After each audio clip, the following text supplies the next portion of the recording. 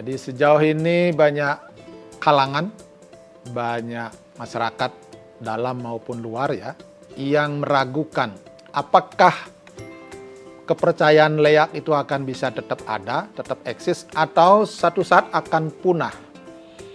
Nah, saya akan melihat hal ini dari sistem kosmos ya, jadi siklus kosmos.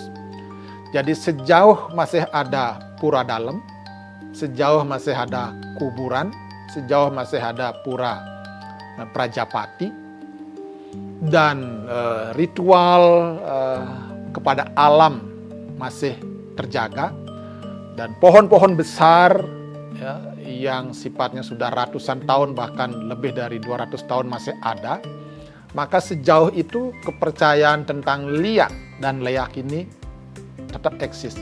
Yang kedua, sejauh aksara-aksara suci itu masih dipelajari, wija aksara masih diterapkan dan dipraktekkan dalam berbagai ranah ritual dan keagamaan termasuk adat.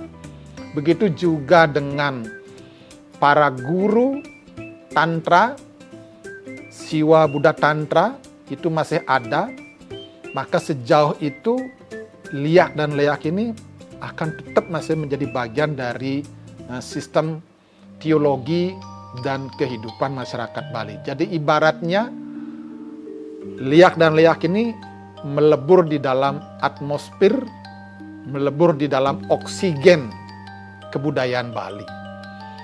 Kenapa demikian? Karena memang ini bagian dari sistem desa pakraman, bagian dari sistem Tri Kayangan Desa, bagian dari sistem Tri Kayangan Jagat, dan ini juga bagian dari sistem ekologi teologis masyarakat Bali. Jadi sebetulnya menjaga kelestarian alam Bali tidak mungkin dengan menegasikan kepercayaan terhadap liak dan leak ini.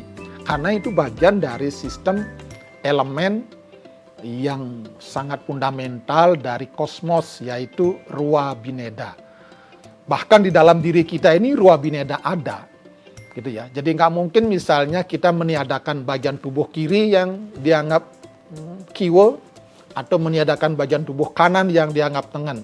Tubuh kita saja merupakan sebuah perpaduan yang koeksistensial, yang sinergis antara yang positif dan negatif. Itu barangkali yang menjadi dasar sehingga sampai hari ini penerusnya masih selalu ada. Terlebih lagi dengan konsep yang namanya reinkarnasi. Jadi kehidupan kita ini bukanlah kehidupan yang terputus dengan masa lalu, juga terputus dengan masa depan. Jadi kehidupan kita ini merupakan sebuah kehidupan yang mengalir secara sirklikal.